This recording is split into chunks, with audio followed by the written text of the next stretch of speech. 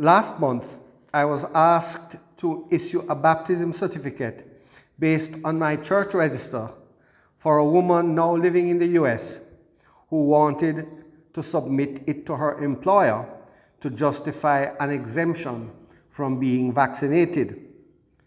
I advised the person applying on her behalf that it would do her no good. The Roman Catholic Church, starting with the Pope, supports vaccination, and this position is well known. No employer should grant an exemption from vaccination to a Roman Catholic solely on the grounds of religion.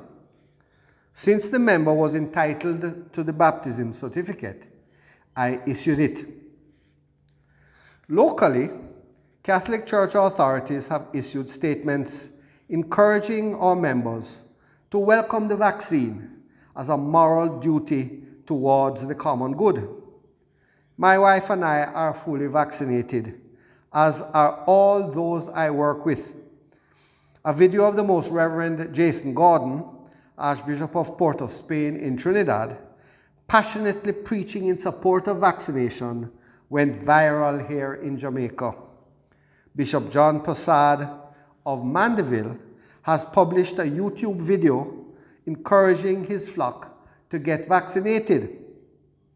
The official position of the Catholic Church is pretty clear, but that has not stopped an overly scrupulous fringe element within our church from demurring. Most are not conspiracy theorists.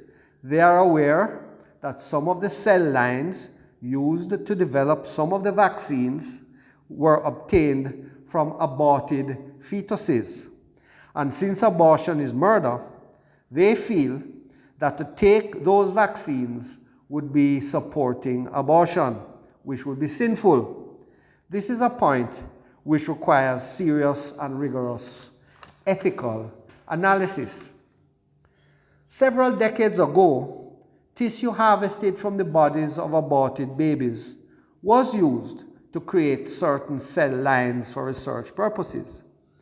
The cells used for research are daughters, or maybe I should say granddaughters, or great-great-great-great-granddaughters of the original cells harvested from the aborted babies.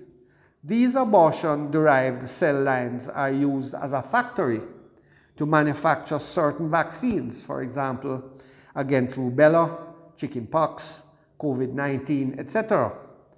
The cells themselves, however, are not present in the vaccines that patients receive.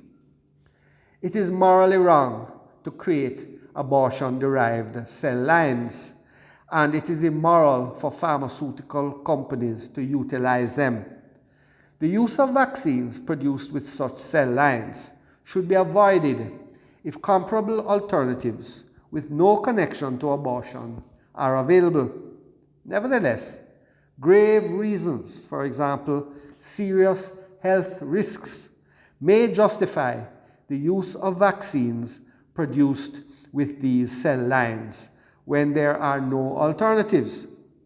Everyone concerned for the sanctity of human life should protest the use of these cell lines and advocate for the development of vaccines with no connection whatsoever to abortion.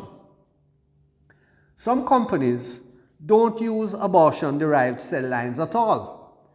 Some have used such cell lines to test the efficacy of the vaccines, and some are using these cell lines in the development and/or production phases for vaccines. Neither Pfizer nor Moderna used an abortion-derived cell line in the development or production of their vaccines. However, such a cell line was used to test the efficacy of both the Pfizer and the Moderna vaccines. Thus, while neither vaccine is completely free from any use of abortion-derived cell lines, in these two cases, the use is very, very remote from the initial evil of the abortion.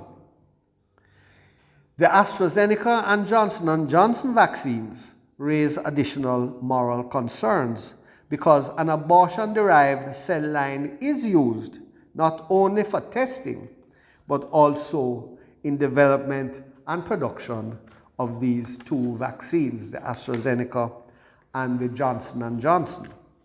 The Catholic Church has declared that given that the COVID-19 virus can involve serious health risks, it can be morally acceptable to receive a vaccine that uses abortion-derived cell lines if there are no other available vaccines comparable in safety and efficacy with no connection to abortion.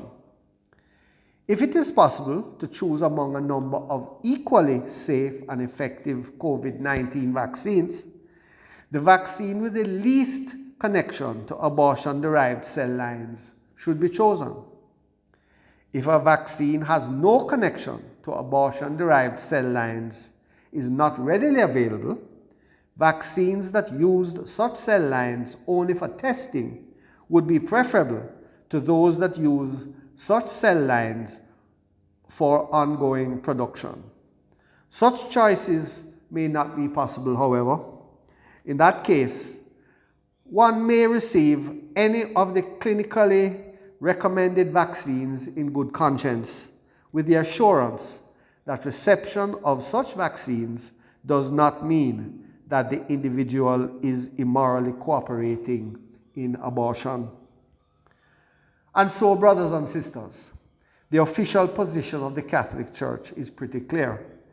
And we look forward to the students in our schools getting their jabs so that we can return to face-to-face teaching, and the rest of us can return to our normal lives. God bless you all.